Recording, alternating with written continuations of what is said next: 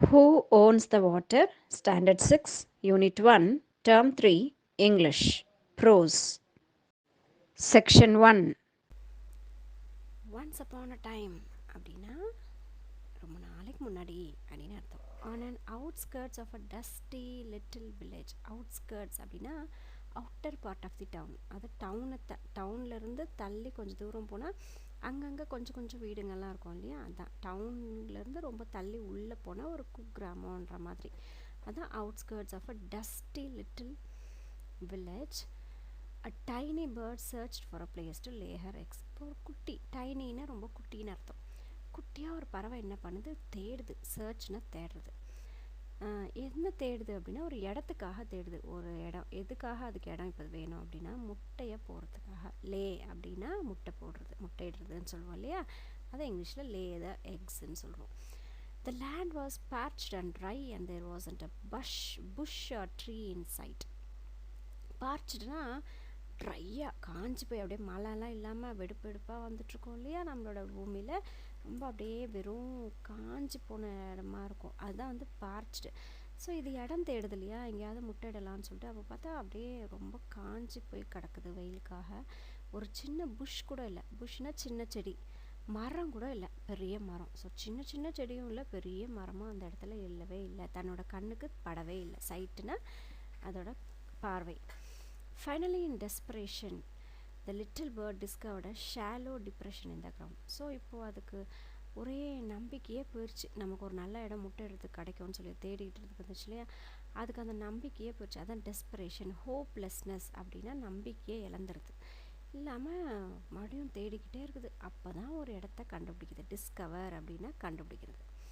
அ hollow depression, shallow depression. ஷாலோனா ஆழம் குறைவான இடம்னு சொல்கிறது தான் ஷாலோ.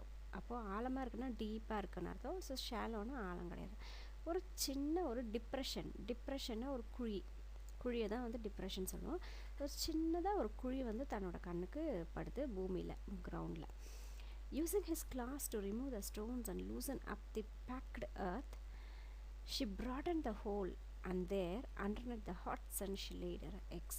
ஸோ இப்போ என்ன பண்ணுது, அதோட கால்கள், கிளாஸ்னால் இப்போ இந்த பிக்சரில் காட்டியிருக்கேன் பாருங்கள், அதோட கை, அதோட அந்த ரெண்டு கால்களும், அந்த கால்களுக்கு நீளமாக இருக்கக்கூடிய அந்த நகங்கள் எல்லாம் சேர்ந்து கிளாஸ் சொல்லுவோம். ஸோ தன்னோட அந்த நகங்கள் கால்களை பயன்படுத்தி என்ன பண்ணுதுன்னா அந்த மண்ணை அப்படியே நோண்டி விடுது. எதுக்காக தோணுதுன்னா அங்கே இருக்கிற கல் அதெல்லாம் எடுத்து லூஸ் பண்ணி விடுறதுக்காக, கட்டியாக இருக்கு இல்லையா மண், அதை லூஸ் பண்ணி விடுறதுக்காக தன்னோட அந்த கிளாஸை வச்சு அது புறாண்டுது அப்படியே மண்ணை. அப்போ என்னாச்சு, அந்த லைட்டாக கொஞ்சம் ஆழம் குறைவான அந்த ஒரு குழி மாதிரி இருந்தது, இப்போ கொஞ்சம் வந்து அது பெருசாகுது. அந்த குழி வந்து பெருசாகுது. இப்போ அதில் என்ன பண்ணுதுன்னா ஹாட் சன், அப்படியே அந்த பயங்கரமான வெயிலில் என்ன பண்ணுது, மல்லமாக தன்னோட முட்டைகளை அந்த குழியில் விடுது. சின்ன குழி அது, சரியா. The eggs hatched and the good mother protected and fed her babies until they were big enough to fly away.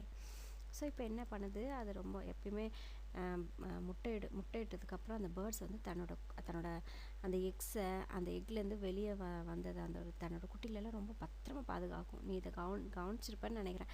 கவனிக்காமல் இருந்தால் பக்கத்தில் எங்கேயாவது பேர்ட்ஸ்லாம் முட்டையிடுச்சுன்னா அதை டிஸ்டர்ப் பண்ணாமல், அதை கையில் தொடாமல், அதை வந்து ஜஸ்ட் நீ கவனிச்சிக்கிட்டே இருந்தேன்னா உனக்கு அது புரியும், சரியா. அப்போது அது தன்னோட அம்மா என்ன பண்ணுதுன்னா, அது மல்லமாக அது ஹேட்ச்னா அதுலேருந்து வெளியே வருது, முட்டையிலேருந்து வெளியே குட்டி வரும் இல்லையா, அது ஹேட்ச் ஆனதுக்கப்புறம் தன்னோட குட்டிகளை என்ன பண்ணுது, பத்திரமா பாதுகாத்துட்டு வளர்க்குது. எது வரைக்கும் வளர்க்கும் அப்படின்னா, தான் எப்போ பறக்க ஆரம்பிக்குது, தன்னோட குட்டிகள் எப்போ பறக்க ஆரம்பிக்குதோ அது வரைக்கும் பத்திரமா தன்னோட அம்மா பேர்டு வந்து பார்த்துக்குது. And here our story would have ended. So இதோட கதை முடிஞ்சிச்சா அப்படின்னா, ஆமாம் முடிஞ்சிச்சு. இடம் தேடிட்டு இருந்துச்சு, ஒரு சின்னதாக ஒரு குழி வந்து அது க்ளீனாக அதோட கிளாஸை வச்சு அது பள்ளமாக பண்ணிச்சு, முட்டை அடிச்சு அவங்க அது தன்னோட குஞ்சுகள்லாம் இப்போ பறந்து போயிடுச்சு, முடிஞ்சிச்சு, ஹாப்பியாக பறந்துச்சு, அவ்வளோதானே, கதை முடிஞ்சிச்சு அப்படின்னா. Accept this isn't a tale of the little bird but a much more interesting one of the whole she used as a temporary nest. ஆனால் இந்த கதை இதோட முடியலை. இந்த கதை வந்து ஒரு சின்ன பறவையை பற்றி மட்டும் இல்லை, ஆனால் அந்த சின்ன பறவை ஏற்படுத்தி விட்டு அந்த சின்னதாக இருக்கக்கூடிய அந்த ஹோல், அந்த பள்ளத்தை வச்சு தான் இன்னும் முழுசாக கதை வந்து வரப்போகுது. அந்த சின்னதாக அது தோணின ஒரு கூடு அந்த மண் வந்து தனக்கு அப்போது டெம்பரவரியான நெஸ்ட், அதாவது பர்மனெண்ட்டாக அந்த இடத்துல அதை வாழ போகிறதில்ல. ஆனால் அப்போதைக்கு தன்னோட குஞ்சுகள் அந்த முட்டைக்குள்ள வந்து வெளியே வரத்துக்கு அதுக்கு தேவைப்பட்ட ஒரு இடம் தான் அந்த டெம்பரவரினா, நிரந்தரமானது இல்லை அப்படின்னு சொல்கிறது. நெஸ்ட்னா தன்னோட கூடு. ஸோ அந்த பேர்ட்ஸ் சாப்பிட்றது, அந்த பேர்ட்ஸ் குட்டி பறவை பறக்க ஆரம்பிக்கிறதெல்லாம் இந்த பிக்சர்ஸை கொடுத்துருக்கேன் பாருங்கள்.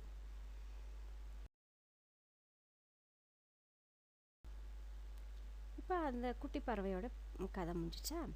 இப்போ யார் வராங்கன்னு பாருங்கள். A whole you may ask, என்ன ஒரு சின்ன ஒரு குழியை வச்சு கதையா அப்படின்ற மாதிரி நீங்கள் கேட்கலாம். You may ask what could be interesting about a whole in the ground. ஒரு சின்ன குழியை வச்சு, ஒரு மண்ணில் ஒரு நிலத்தில் ஒரு சின்ன குழி இருக்குது, இதில் போய் என்ன இன்ட்ரெஸ்டிங்காக அவங்க கதை சொல்ல போகிறாங்க அப்படின்னு வேணால் நீங்கள் நினைக்கலாம்.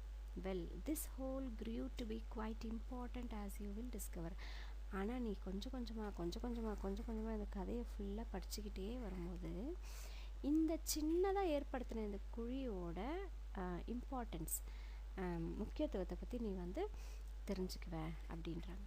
For some time the hole remained dusty and untenanted until one day a passing wild boar settled his rump into the depression. So கொஞ்ச நாள் என்ன ஆச்சுன்னா, அது அந்த பறவை ஏற்படுத்தி விட்ட அந்த குழி என்னாச்சு, கொஞ்சம் கொஞ்சமாக அப்படியே மூட ஆரம்பிச்சிச்சு. அதில் டஸ்ட்டு அதெல்லாம் பட ஆரம்பிச்சிச்சு. இப்போ அங்கே யாருமே டெனண்ட் கூட இல்லை. டெனண்ட்னா வாடகைக்கு இருப்பாங்க, குடியிருப்பாங்க சொல்லுவாங்க இல்லையா, அந்த மாதிரி அங்கே யாருமே இல்லை. அன்டெனண்டட்னா அங்கே யாருமே இல்லைன்னு அர்த்தம். ஸோ அதை ஏற்படுத்தி விட்ட அந்த சின்ன குழியில் இப்போ எந்த உயிரினமும் இல்லை. வீடு காலியாக இருக்கும். இந்த பிக்சரில் கீழே காட்டியிருக்கேன் பாருங்கள். காலியாக இருக்குன்னா அது அன்டெனண்டட், யாருமே அங்கே இல்லைன்னு அர்த்தம். Until one day. ஸோ அது என்ன, எத்தனை நாள் வரைக்கும் அது அப்படி காலியாக இருந்துச்சு, காலியான வீடாக இருந்துச்சுன்னா அந்த இடத்துல ஒருத்தர் வாடகைக்கு வர வரைக்கும்.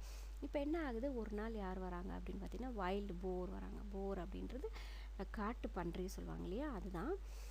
ஸோ அந்த போர் அப்படின்றது குறிப்பிட்டு சொல்லக்கூடிய மேல் பிக், அதாவது ஆண் பன்றி சொல்லுவாங்க இல்லையா, அதுதான், அதுக்கோட பேர் தான் வந்து போர்.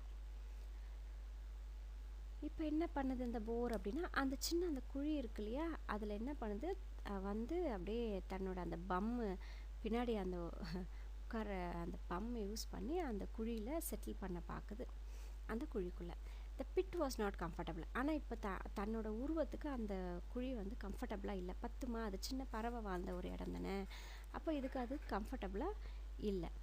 And getting up, he scraped the duck, carving a pit of more hospitality proportions. So இது என்ன பண்ணுது, தன்னோட கால்களை தன்னோட மூக்கெல்லாம் வச்சுக்கிட்டு அந்த சின்னதாக இருந்த அந்த குழி என்ன பண்ணுது, இன்னும் பெருசாக அதை ஆக்குது. தன்னோட உடம்பு அந்த குழிக்குள்ளே போய் செட்டில் ஆகிற மாதிரி அது என்ன பண்ணுது, தன்னோட ஒரு செட்டில் பண்ணிக்கிறதுக்கு ஒரு இடமா அதை வந்து மாற்றிக்குது, கம்ஃபர்டபுளாக இருக்கிறதுக்காக மாற்றுது. Backing into this hollow, he turned around a few times and with a satisfied grunt settled down to a long snooze. So இப்போ என்ன பண்ணுது, மல்லமாக தன்னோட உடம்பு அப்படி இப்படி ஆட்டி அந்த குழிக்குள்ளார பல முறை அந்த உடம்பை ஆட்டி அந்த குழியை கொஞ்சம் அப்படி பெருசாக பண்ணிக்கிட்டு தன்னோட உடம்பு அதுக்குள்ளே போய் ஃபிக்ஸ் பண்ணுற வரைக்கும் என்ன பண்ணுது, ஆட்டி அது அந்த குழியை வந்து தன்னோட உடம்புக்கு ஏற்ற மாதிரி கொஞ்சம் பெருசு பண்ணிடுச்சு. பண்ணிட்டு என்ன பண்ணுது, கிரண்ட் பண்ணுது. கிரண்ட்னா சத்தம், அந்த பண்ணி கத்துற சவுண்டு கேட்டிருக்கல, அதுதான் வந்து கிரண்ட். அப்போது கிரண்ட் பண்ணிவிட்டு செட்டில் டவுன் ஆயிடுச்சு. எதுக்காக அந்த குழிக்குள்ளே அது கத்திட்டு செட்டில் டவுன் ஆச்சுன்னா, ஸ்னூஸ் பண்ணுறதுக்காக. ஸ்னூஸ்னால் என்னென்னா குட்டி பகல் தூக்கம். பகலில் யார் தூங்குறவங்கள பார்த்தா என்ன சொல்லணும், ஸ்னூஸிங் சொல்லணும், சரிங்களா?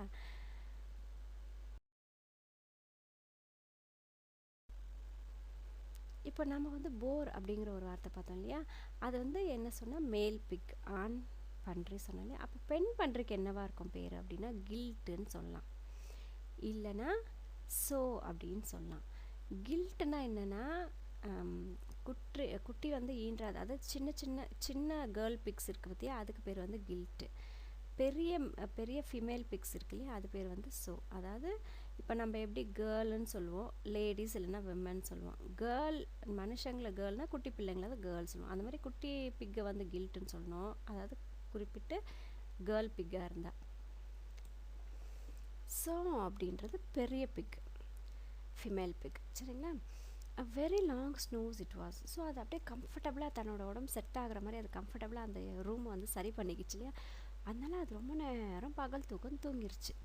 The boat turned and scrabbled in his sleep. அப்படியே திரும்புது, தூக்கம் லைட்டாக இப்போ முழிக்குது, அப்படியே திரும்புது. நம்ம கூட தூங்கி முழிக்கும் போது அப்படியே கையெல்லாம் அப்படியே ஸ்ட்ரெச் பண்ணி திரும்பி ஒரு 4 பக்கம் திரும்பி எழுவோம் இல்லையா, அதே மாதிரி இதுவும் என்ன பண்ணுது, திரும்புது, முட்டி போடுது, க்ரால் பண்ணுது. க்ரால்னால் முட்டி போடுது. குழந்தை எப்படி முட்டி போட்டு அப்படி நம்ம எல்லாம் கூட எழுதும்போது அப்படியே டக்குன்னு எழுந்துடுறோமோ, அப்படியே முட்டி போட்டு எழுந்து ஆடி அசைஞ்சு எழுறோம் இல்லையா, அதே மாதிரி ஸ்க்ராபிள் பண்ணுது. யார், போர். லூஸ்னிங் த earth, மறுபடியும் தன்னை சுற்றி இருக்கக்கூடிய அந்த மண்ணெல்லாம் லூஸ் பண்ணி ஆட்டி ஆட்டி லூஸ் பண்ணுது. Around his cozy dugout until the fading sun and the rumble in his stomach told him it was time to get up. So அந்த குட்டி தூக்கம், அந்த குட்டி பகல் தூக்கம் அதுக்கு எவ்வளோ நேரம் இருந்துச்சுன்னு பார்த்தீங்க அப்படின்னா, சூரியன் மறையிற வரைக்கும் தன்னோட வயிற்றுக்குள்ளே ரம்பிள் சவுண்டு கேட்குற வரைக்கும். ரம்பிள் சவுண்டுன்னா என்னென்னா, நம்ம வயிற்றுக்குள்ளே அப்படியே ஒரு மாதிரி சவுண்டெல்லாம் கேட்கும் இல்லையா பசிக்கும் போது, அதுதான் வந்து ரம்பிள். ஸோ அந்த லைட்டாக தன்னோட வயிற்றுக்கு பசி எடுக்க ஆரம்பிக்கவே சூரியனும் லைட்டாக மறைய, ஃபேடிங் சன்னுன்னா பாருங்கள் மறைய ஆரம்பிச்சிச்சுன்னு அர்த்தம். தன்னோட அந்த சூடு வந்து குறையுது, அதனால ஃபேடிங் சன் சொல்கிறாங்க. ஸோ சூரியன் மறையிற நேரமும் தன்னோட வயிற்றுக்கு பசி அப்படின்னு தெரிகிற நேரம் வரைக்கும் தூங்குனாங்களாமா boar. With a mighty stretch and a final kick, அப்படியே நல்லமாக கை காலெல்லாம் அசைச்சு காலை உதச்சிக்கிட்டு எழுது. The hungry boar departed his day bed without a backward glance. So இப்போ என்ன பண்ணுது, இப்போ இதுக்கு பசி இல்லையா, ஹங்க்ரி அப்படின்னா பசி. ஸோ இந்த பசியாக இருக்கக்கூடிய இந்த போர் என்ன பண்ணுது, டிபார்ட் பண்ணிச்சு. டிபார்ட்னா கிளம்பிருச்சு அங்கேருந்துன்னு அர்த்தம். இப்போ த ட்ரெயின் டிபார்ட்டட் அப்படின்னா ட்ரெயின் கிளம்பிருச்சு அப்படின்னு சொல்லி அர்த்தம். ஸோ டிபார்ட் ஆகிடுச்சு. தன்னோட அந்த பெட்டு, இப்போ பகல் தூக்கத்துக்கு தேவையான பெட்டு தானே அது, அந்த பெட்டை திரும்பி கூட பார்க்காம அது போயிடுச்சான். கிளான்ஸ், பேக்வேர்டு கிளான்ஸ்னால் திரும்பி பார்க்குறதுன்னு அர்த்தம். திரும்பி கூட பார்க்காம அது போயிடுச்சு. And is that it you will enquire. So அவ்வளோதான் நான் இப்போ இந்த குழியில் அப்படின்னு நீ வந்து இப்போ என்ன கொஷின் பண்ணுறியா அப்படின்னு சொல்லிட்டு கதையை கேட்குறாங்க, சொல்கிறாங்க. ஸோ ஃபஸ்ட்டு என்ன சொன்னீங்க, ஒரு பறவை கதை சொன்னீங்க. இப்போ என்ன சொல்கிறீங்க, ஒரு போர் கதையை சொல்கிறீங்க. அப்போ அவ்வளோதான் முடிஞ்சிச்சு அந்த கதை, இதெல்லாம் ஒரு கதையாப்பா அப்படிங்கிற மாதிரி கேட்குறீங்களா அப்படிங்கிறாரு. To which I will reply no it isn't dear one. ஆனால் நான் இப்போ உனக்கு பதில் என்ன சொல்ல போகிறேன், இல்லை இதோட இந்த கதை முடியலை. Not by a long shot, her story has just begun. So இப்போ தான் ஒரு பெரிய ஷார்ட் ஆரம்பிக்க போகுது, ஆனால் இப்போ தான் கதையும் ஆரம்பிக்க போகுது அப்படின்னு சொல்லிட்டு சொல்கிறாங்க. நியூ வேர்ட்ஸ் பார்த்துலாம் பாருங்கள். ஸ்னூஸ், ஷார்ட் டே ஸ்லீப், பகல் தூக்கம். Cosy, comfortable. Rumble, sound due to hunger, நம்ம வயிற்றுக்குள்ளே வரக்கூடிய அந்த சவுண்டு, பசினால் வரக்கூடிய சவுண்ட் தான் ரம்பிள். ஸ்க்ராபிள் அப்படின்னா க்ரால் குவிக்லி, வேகமாக அப்படியே எழுறது, கை காலை உதச்சிட்டு எழுதுது, அது ஸ்க்ராபிள். செக்ஷன் 2. ஸோ இங்கே பாருங்கள், இப்போது a pack of wild dogs. pack of wild dogs அப்படின்னா pack ofனா கூட்டம்னு அர்த்தம். இப்போ நம்ம கிரேப்ஸ் சொல்லும்போது bunch of grapes அப்படின்னு சொல்லுவோம். அது மாதிரி இந்த மாதிரி வைல்ட் டாக்ஸ் ஒரு கூட்டமாக வந்துச்சு அப்படின்னா அது வந்து பேக் ஆஃப் வைல்ட் டாக்ஸ் அப்படின்னு சொல்லுவோம். வைல்ட் டாக்ஸ் அப்படின்றது காட்டு நாய்கள் சொல்லுவோம் இல்லையா, அது. Catching the scent of boar in the wind came to the spot where he had lain. So இப்போது அந்த போரோட வாசத்தை மோப்பம் பிடிச்சிட்டு இந்த பேக் ஆஃப் வைல்ட் டாக்ஸ் வந்து வருது. தூங்கிட்டு இருந்துச்சு இல்லையா, அந்த இடத்துலேருந்து அதுக்கு சவுண்ட் வந்துருக்குது, ஸ்மெல் வந்துருக்குது. ஸோ அதை மோப்பம் பிடிச்சிக்கிட்டே இப்போ இவங்க அந்த காட்டு நாய்கள் வராங்க, நமக்கு ஒரு நல்ல ஒரு சாப்பாடு கிடச்சிச்சு அப்படின்னு சொல்லிட்டு. The sniffed the circle with the rich with the smell of the animal. So இப்போ என்ன பண்ணுறாங்க, அது படுத்து தூங்கிட்டு இருந்த அந்த பெட்டுக்கிட்ட வந்துட்டாங்க. இப்போது ஸ்னிஃப்டுனா மோப்பம் பிடிக்கிறது. நாய்கள்லாம் நம்ம வீட்டுக்கிட்ட மோப்பம் பிடிச்சதை பார்த்துருப்பீங்கள்ல, அப்படியே சுற்றி வந்து அந்த அது தூங்கிட்டு இருந்த அந்த இடத்த சுற்றி வந்து மோப்பம் பிடிக்குது. நிறைய ஸ்மெல் வருது, அதோட ஸ்மெல்லு. இந்த வைண்ட் அண்ட் ஸ்னால்டு, அப்படியே கத்துறாங்க, ஊழிடுறதை பார்த்துருப்பீங்களா நாய்கள். ஸோ அந்த மாதிரி அப்படியே கத்தி குர்ன்னு சவுண்டெல்லாம் விடுதுங்க அதுங்க. அண்ட் டக்குன்னா தோன்றுறது. And dug at the smell. So அந்த எங்கே ஸ்மெல் வருதோ அது தன்னோட கால்களில் அப்படியே புராண்டி அந்த மண்ணெல்லாம் அப்படியே தோணுது. As if digging the exclusive boar himself out of the ground. எப்படி அதை புராண்டி தோணுது அப்படின்னா, கிரவுண்டுக்குள்ளே இருக்கிற அந்த போரை அப்படியே தோண்டி எடுத்துகிற போகுது கிரவுண்டுக்குள்ளே அப்படிங்கிற மாதிரி அவ்வளோ ஒரு வேகமாக அது தோண்டி எடுக்குது அந்த மண்ணை, உள்ளே போர் இருக்குது அப்படின்னு நினச்சிக்கிட்டு. Finally realising that there was no dinner to be found there, the departed. So இப்போ இவ்வளோ நேரம் தோண்டியும் அதுக்கு அது சாப்பாடு கிடைக்கவே இல்லை இல்லையா, போர் அங்கே இல்லை. ஏன்னா அதுதான் எழுந்து போயிடுச்சு இல்லையா, நமக்கு தெரியும், ஆனால் வைல்ட் டாக்ஸ்க்கு தெரியல. அப்போ இங்கே சாப்பாடு இல்லைப்பா அப்படின்றது அது புரிஞ்சுக்கிட்டே என்ன பண்ணாங்க, டிபார்ட் ஆகிட்டாங்க. டிபார்ட் அப்படின்னா கிளம்பி போயிடுது. இப்போ இந்த ட்ரெயின் டிபார்ட்டட் அப்படின்னா ட்ரெயின் கிளம்பிடுச்சு அப்படின்னு அர்த்தம். their noses and tails high in the air. So இப்போ அப்படியே வாலை மேலே நிமித்திக்கிட்டு மூக்கை அப்படி நிமித்திக்கிட்டு அப்படியே நடந்து போகுது. And is going so, and in going so, they left the hole a little bigger and wider than they had found it. So இப்போது இவங்க இதை தோண்டி எடுக்க ட்ரை பண்ணாங்க இல்லையா போர், ஆனால் அது அங்கே இல்லை இல்லையா. ஆனால் இப்போ அவங்க என்ன பண்ணிட்டாங்க, அந்த போர் படுத்துட்டு இருந்த அந்த குழியை இப்போ இன்னும் பெருசாக ஆக்கி விட்டுட்டாங்க. ஸோ இப்போ நெக்ஸ்ட் என்ன ஆகுது, அப்போ இதோட கதை முடிஞ்சிச்சா அப்படின்னா நெக்ஸ்ட் என்ன ஆகுதுன்னு பார்க்கலாம். ஸோ இந்த ஒரு கதையிலே பாருங்கள் நமக்கு எத்தனை கதைகள், ஒரு பறவையோட கதை, ஒரு போரோட கதை, ஒரு வைல்ட் டாக்ஸோட கதைகள் வருது இல்லையா. நெக்ஸ்ட் என்ன இருக்குன்னு பார்க்கலாம். And then what happen you will ask. இப்போ உடனே நீங்கள்லாம் என்ன கேட்பீங்க, எவ்வளோ தானா அப்புறம் என்ன ஆச்சு அப்படின்னு கேட்பீங்க அப்படின்னு ஆத்தர் இந்த லெசன் ப்ரோஸ் எழுதினவர் கேட்குறாரு. Do other animals come along too, மற்ற அனிமல்ஸும் அதே மாதிரி வந்துச்சுங்களா. They do indeed my child. உடனே அவர் சொல்கிறார், ஆமாம் ஆமாம் அதே மாதிரி எப்படி இதை மோபம் பிடிச்சிட்டு வந்துச்சு அதேமாதிரி நிறைய விலங்குகளும் அங்கே வந்துச்சு. I told you the hole had a story to tell. நான் ஏற்கனவே உங்களுக்கு சொல்லியிருக்கேன்ல, அந்த சின்ன ஒரு பள்ளம் தான் பெரிய ஒரு கதையை உருவாக்குதுன்னு நான் சொல்லியிருக்கேன் இல்லையா. இப்போது கதையை கேளுங்க அப்படிங்கிறாரு. Not long after the Reigns game. So இப்போ இதெல்லாம் நடக்குது, பேர்டு வந்தது, போர் வந்தது, வைல்ட் டாக்ஸ் வந்தது, நிறைய அனிமல்ஸ் அங்கே வந்துட்டு போயிட்டு இருந்துச்சு. இப்போது நிறைய மழை வந்துச்சு, மழைக்காலம் வந்துடுச்சு. It poured and only those of us who have seen the monsoons will know what that means. So அப்படியே மழை கொட்டி தீத்துச்சு சொல்லுவோம்ல, அப்படி மான்சூன்ஸ்னால் நிறைய இடி மின்னலோடு சேர்ந்து புயலெல்லாம் ஃபார்ம் ஆகி வரும் இல்லையா மான்சூன். அதான் இப்போ நம்ம செகண்ட் டேர்மெல்லாம் பார்த்திங்கன்னா அந்த மான்சூன் சீசன் தான் நமக்கு அந்த சீசன். ஸோ அப்படியே கொட்டி தீதுச்சு, போர்ட் அப்படின்னா நிறைய மழை வந்துருச்சுன்னு அர்த்தம். It rained without stopping for 3 days and 3 nights. So எவ்வளோ மழை பெஞ்சிச்சு அப்படின்னா 3 days, 3 பகல்களும் 3 நைட். நமக்குலாம் லீவில் விடுவாங்க தானே செகண்ட் டேர்மில். ஸோ அந்த 3 நாள் 3 பகல் 3 நைட் தொடர்ந்து மழை பெஞ்சிக்கிட்டே இருந்தது. And the dry earth soaked up the moisture as the hungry puppy laps up milk. அப்போ இப்போது நம்ம பூமி வந்து தண்ணி இல்லாமல் காஞ்சி போய் கிடக்குது இல்லையா, அது என்ன பண்ணுது, அவ்வளோ கொட்டி தீத்த மழையை அப்படியே தனக்குள்ளே இழுத்துக்குச்சு எல்லாத்தையும். அது எப்படி இழுத்துக்குச்சுன்னா, இப்போ அம்மா வந்து இட்லிக்கு மாவெல்லாம் ஊற வைக்கும் போது இல்லை கொட்டைகளை ஊற வைக்கும் போதெல்லாம் பார்த்துருப்பீங்களா, தண்ணி அதில் போட்டு ஊற வச்சுருப்பாங்க. அது அப்படியே காஞ்சி போய் கிடக்கும். ஆனால் கொஞ்சம் தண்ணியில் ஊறினோடனே அப்படியே பஃப்னு ஆகிட்ருக்கும், அது கொஞ்சம் பெருசாகிட்ருக்கும், தண்ணியெல்லாம் அது இருத்துட்ருக்கும். இல்லைனா ஒரு ஸ்பாஞ்ச் எடுத்து கொஞ்சமாக தண்ணி இருக்கும்போது போட்டிங்கன்னா அந்த ஸ்பாஞ்ச் என்ன பண்ணால் தண்ணியெல்லாம் உறிஞ்சு எடுத்துரும் இல்லையா. அந்த மாதிரி நம்ம பூமி என்ன பண்ணுச்சுன்னா தண்ணியெல்லாம் உறிஞ்சு எடுத்துக்கிச்சு. அது என்ன வேகத்தில் உறிஞ்சு எடுத்துச்சுன்னு சொல்கிறாங்க பாருங்கள். ஒரு சின்ன பப்பினா நாய்க்குட்டி இல்லையா, அந்த நாய்க்குட்டி எப்படி பயங்கர பசியில் இருக்கக்கூடிய ஒரு நாய்க்குட்டிக்கிட்ட ஒரு பிளேட்டில் பால் கொண்டு போய் கொடுத்தா அது என்ன வேகத்தில் குடிக்கும். அந்த மாதிரி நம்மளோட பூமி வந்து அந்த கொட்டி தீத்த மலையோட தண்ணியெல்லாம் இருத்துக்குச்சு அப்படின்னு சொல்கிறாரு. The whole earth smelled wet and fresh. அப்படியே அந்த மழை முடிஞ்ச உடனே எப்படி இருக்கும், வெட்டாக இருக்கும், ஈரப்பதமாக இருக்கும். ஆனால் சில இடங்களில் ரோடெலாம் நல்லா இல்லைன்னா ஒரே சேரும் சகதியுமா அப்படியே கஷ்டமாக இருக்கும். பட் நல்ல விஷயம், ஏன்னா மழை வந்திருக்குன்றதுனால. ஸோ வெட்டுனா ஈரம், ஃப்ரெஷ்னால் எங்கே பார்த்தாலும் செடி கொடிகள்லாம் அப்படியே நம்மளை பார்த்து சிரிக்கிற மாதிரி ரொம்ப ஃப்ரெஷ்ஷாக ரொம்ப அழகாக இருக்கும். And even the normally serious looking people in the village went around with smiles on their face.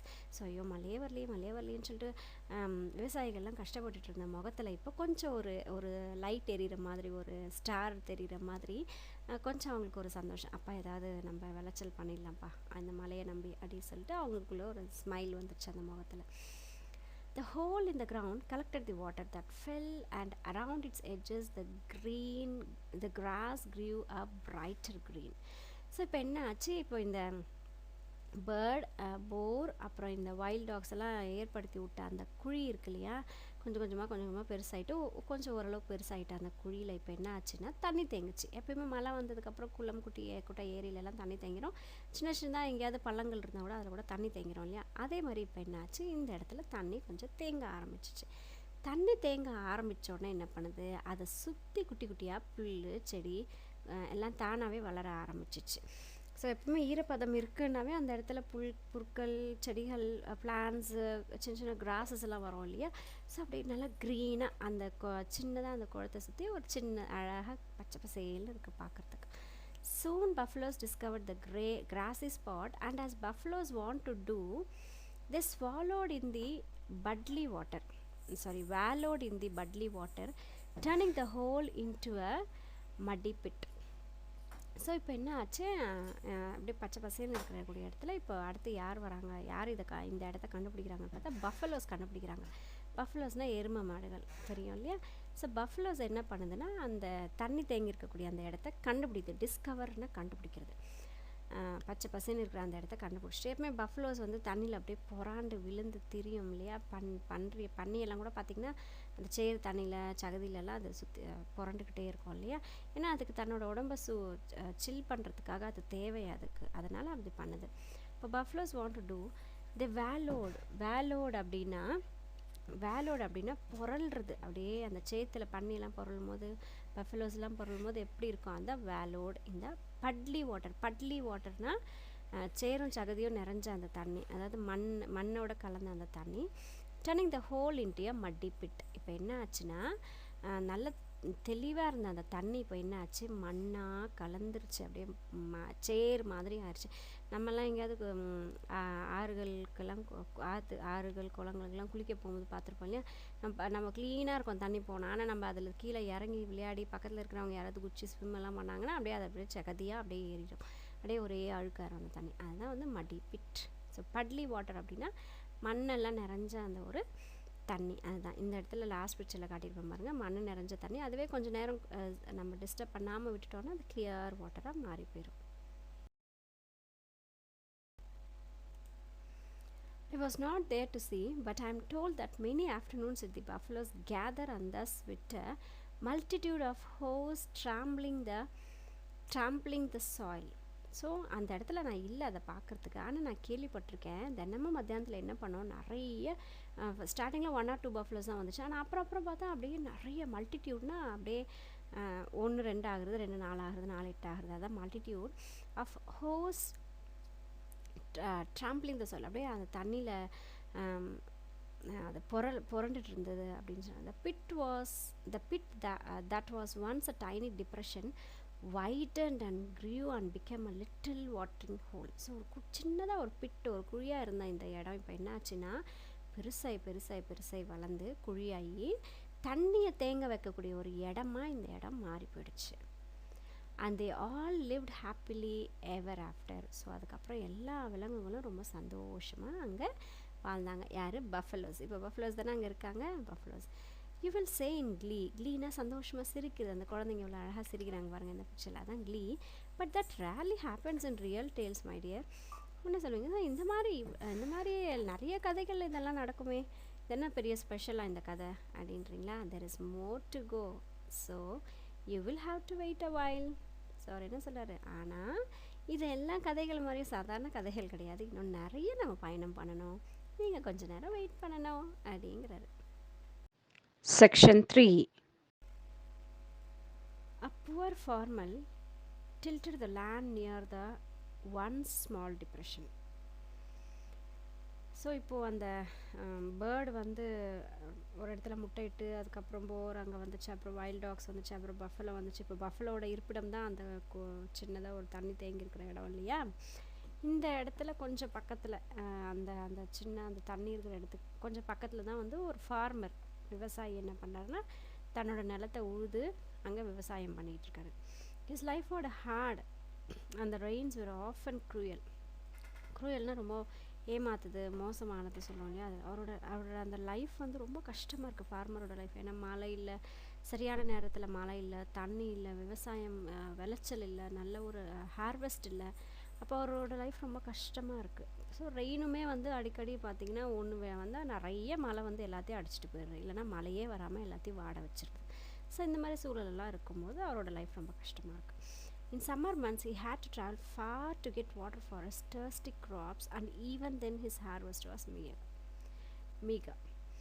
So இப்போ இந்த சம்மர் மந்த் வந்துட்டால் இன்னும் மோசம், ரொம்ப தூரம் போய் தண்ணி எடுத்துன்னு வந்து தான் தன்னோட விவசாயத்தை வந்து அவர் பார்க்கணும். அப்படி பார்த்தாலும் அவ்வளோ கஷ்டப்பட்டு செஞ்சாலும் கூட அவரோட அந்த அறுவடை, அந்த ஹார்வெஸ்ட்ன்றது அறுவடை, அது வந்து ரொம்பவே கம்மியாக தான் இருக்குது.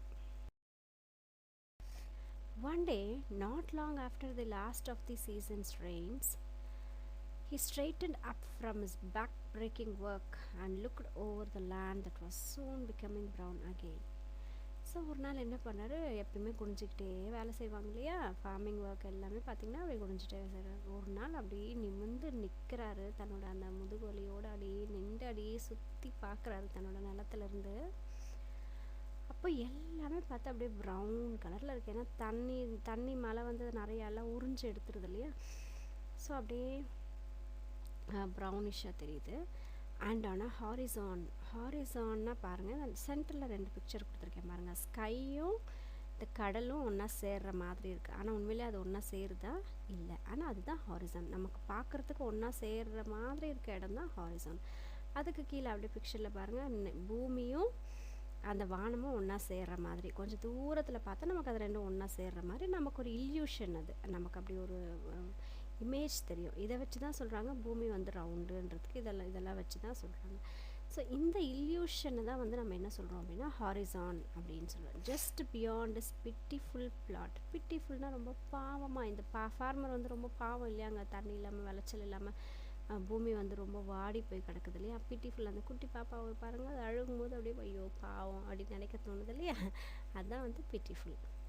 His eyes came to rest on the patch of green. So இந்த கடைசி பிக்சர் பாருங்கள் தெரியும், சுற்றி அப்படியே காஞ்சு போன பூமி, ஆனால் ஒரு இடத்துல மட்டும் பார்த்தா அப்படியே ஒரே பச்சை பசேல்னு ஒரு இடம் அவரோட கண்ணுக்கு தெரியுது. பார்க்கலாம் அடுத்த story. Going closer to investigate, the farmer fell to the ground with gratitude at the sight of the verdant bowl.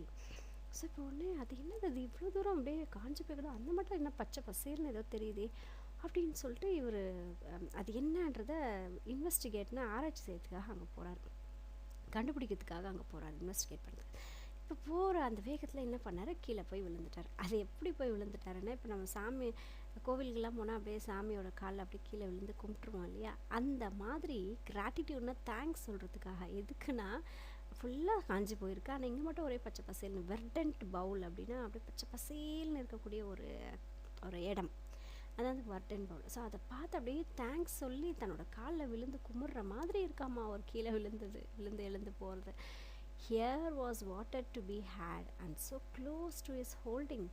அவருக்குறைய இப்போது ஒரு சந்தோஷம், நம்மளோட இடத்துக்கு கிட்ட தண்ணியா அப்படின்னு சொல்லிட்டு அவர் ஆச்சரியமாக பார்க்குறாரு.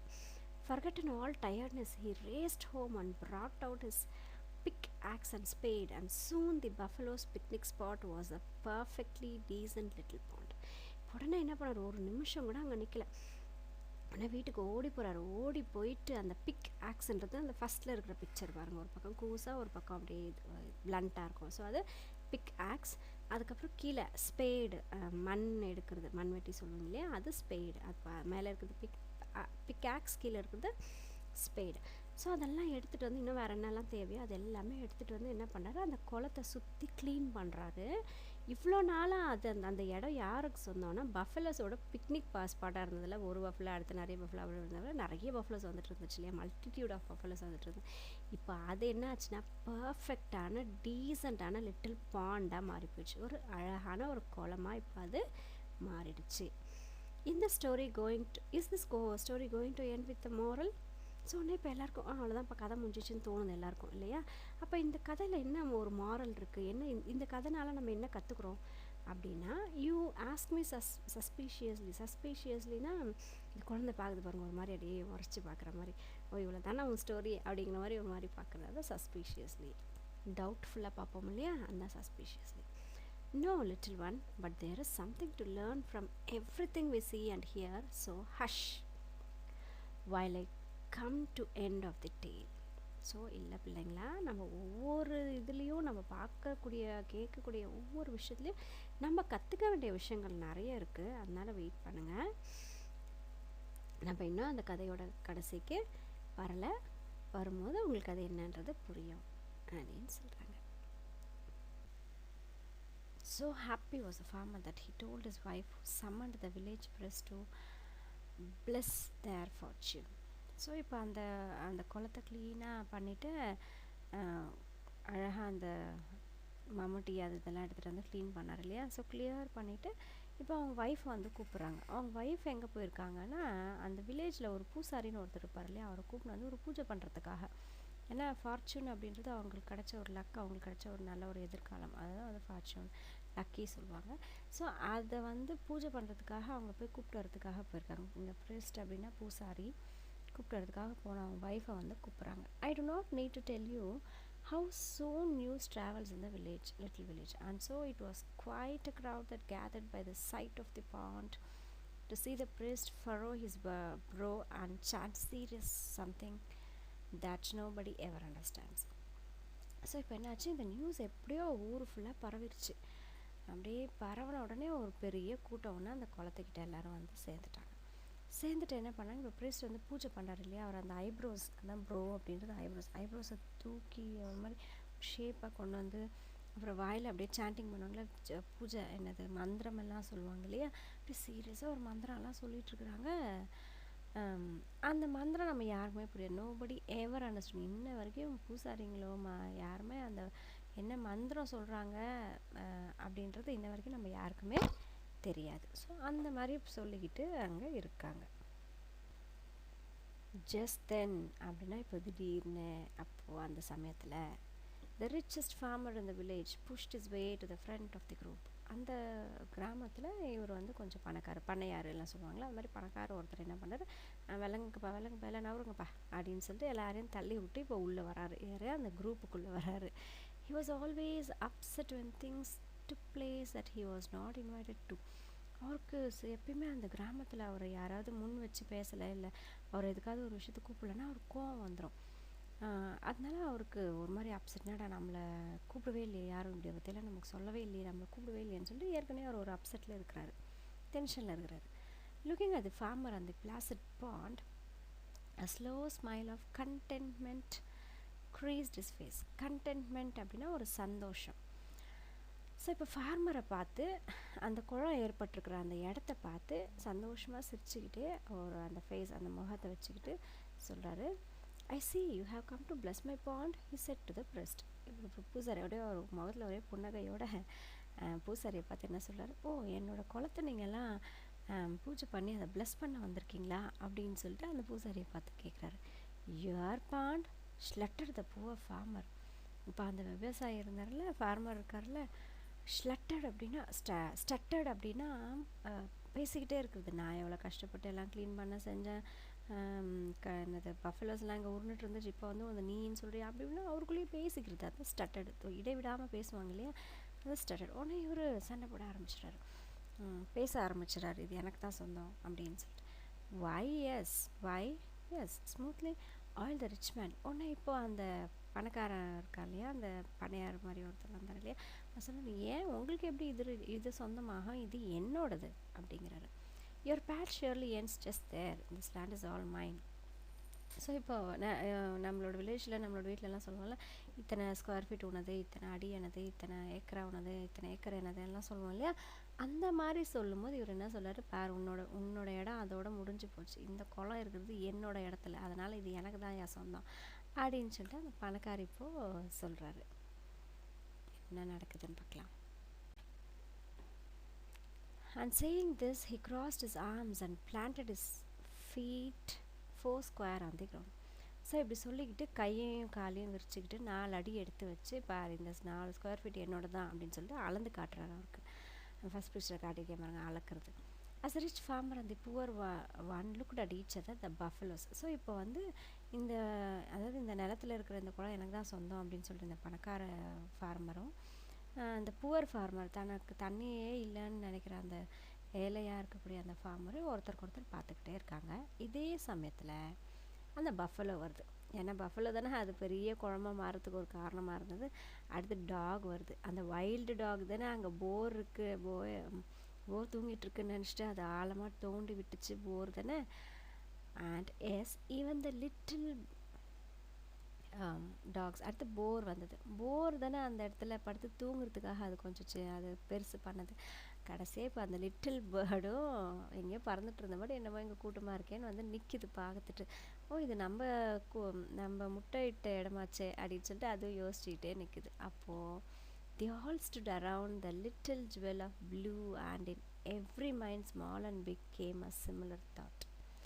ஸோ இப்போது அந்த அழகான அந்த தண்ணி தான் வந்து லிட்டில் ஜுவல் ஆஃப் ப்ளூ சொல்லியிருக்காங்க. தண்ணி வந்து வாட்டர் வந்து ப்ளூ கலரில். ஸோ ஜுவல் தான் தண்ணி வந்து நம்ம தண்ணி பார்த்திங்கன்னா நமக்கு அது ஒரு பெரிய ப்ரெஷியஸான விலை உயர்ந்த ஒரு பொருளாக தான் வந்து மாறப்போகுது ஃப்யூச்சரில். ஸோ அதை சுற்றி இப்போது எல்லாருக்குமே இந்த எண்ணம் தோணுது. இப்போ பணக்காரர் என்ன சொல்கிறாரு, இந்த நிலம் எனதுன்றாரு. இப்போ இவர் என்ன சொல்கிறார், நான் தான் அந்த குளத்தை க்ளீன் பண்ணி விட்டேன், அதனால் எனக்கு தான் சொந்தம். அப்போ ஒவ்வொருத்தருடைய மைண்ட்லேயும் இந்த பஃபெலோ, போர், டாகு, இந்த பேர்டு எல்லாரோட மைண்ட்லேயும் இது நான் தானே க்ரியேட் பண்ணேன், இது நான் தானே பெருசு பண்ணேன், இது நான் தானே இது இது பண்ணேன் அப்படின்னு சொல்லிட்டு ஒவ்வொருத்தரோட எண்ணங்கள்லையும் இது யார் இப்போ இவங்க எல்லாருலேயும் இந்த குளம் யாருக்கு சொந்தம்? Surely I had something to do with this. So இது கண்டிப்பாக ஏதாவது ஒன்று செஞ்சே ஆகணும் இல்லையா? இதுக்கு ஒரு முடிவு வரணும் இல்லையா, யாருக்கு சொந்தம்னுட்டு. And so I end with the question to you my beloved friends. So இப்போ இதோட என் கதையை நான் முடிச்சுக்கிறேன், ஆனால் ஒரு கேள்வியோடு முடிக்கிறேன் அப்படின்னு சொல்லிட்டு இந்த ப்ரோஸ் எழுதினவர் சொல்கிறாரு. Who ones the water? இப்போ இந்த தண்ணி யாருக்கு சொந்தம்? Not a moral, just thought. ஆனால் இதில் இந்த லெசனில் நமக்கு மாரல் எதுவும் இல்லை, ஆனால் யோசிக்க வேண்டிய ஒரு விஷயம்.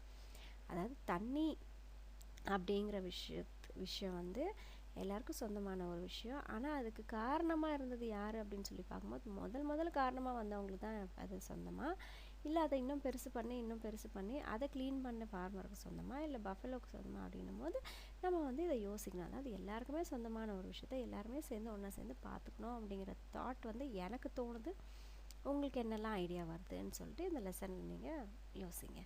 A germ of an idea to dig and make bigger.